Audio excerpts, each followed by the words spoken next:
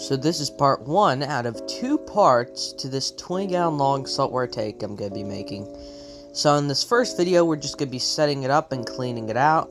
And then in the second video, we're going to be putting the shrimp and crabs in.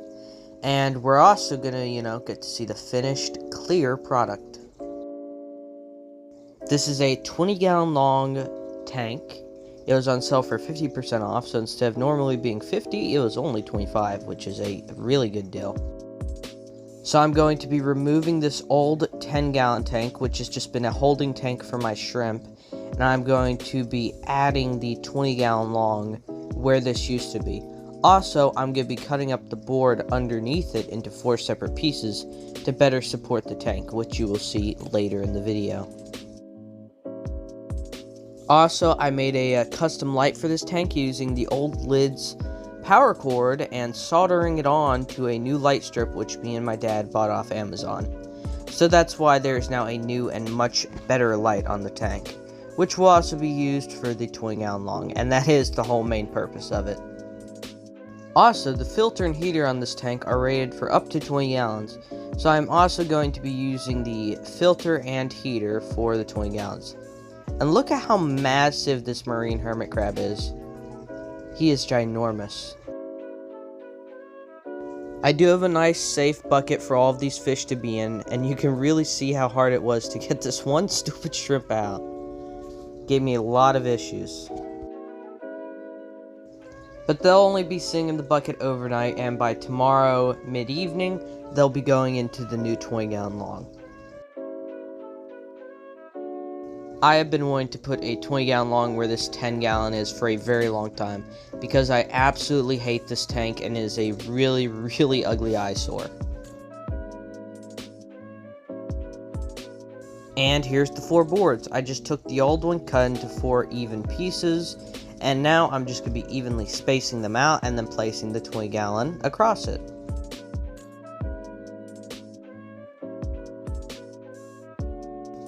I have way too many cords behind this rack. It is definitely a fire hazard. And here you can see these beautiful pieces of wood underneath the tank, nice and evenly spaced. Well, now evenly spaced. And I have to say, it already looks really good in this state, even without water in it. No sand, no rocks. It looks absolutely beautiful. And you can also see the light, which you can move back and forth, which is really nice. And this is actually the light switch from the old hood, which I'm going to be throwing off to the right-hand side. There's just so much potential in this tank, it is awesome. Gotta say, this is my favorite part about getting a tank, is filling it up. So originally I was pumping the water in, although because the bucket was so low and the tank was so high, it was extraordinarily slow, so I just ended up dumping water into it, which worked out a whole lot better. It went a whole lot faster, and I also went ahead and added the sand.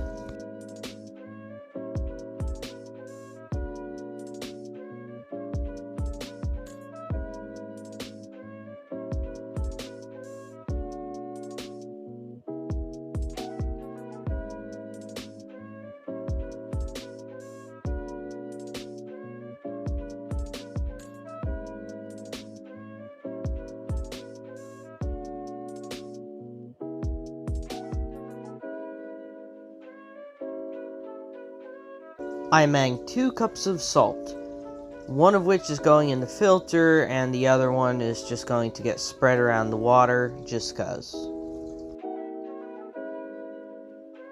And the reason the water is so cloudy is because of the sand, and I did rinse it out really well, it's just nasty sand. This is not going to be how the rocks are going to look in probably 2 to 3 days. However, this is just how I set them in there temporarily. The way I go about washing off my rocks is literally just rinsing them off for a good 2 to 3 minutes. Make sure you give them a really good wash. And you can also use the hose, and it does actually work better than using a sink. And this is what the final product looks like. I gotta say, I'm pretty happy with it, even though you can't see through it. And come check up in 3 days to see where it's at. Also, the salt was at 16 when I checked it. Hopefully, I'll get up to 22 where I want it to be at. But for right now, that's it. So go check out my TikTok and Instagram for high quality footage and photos.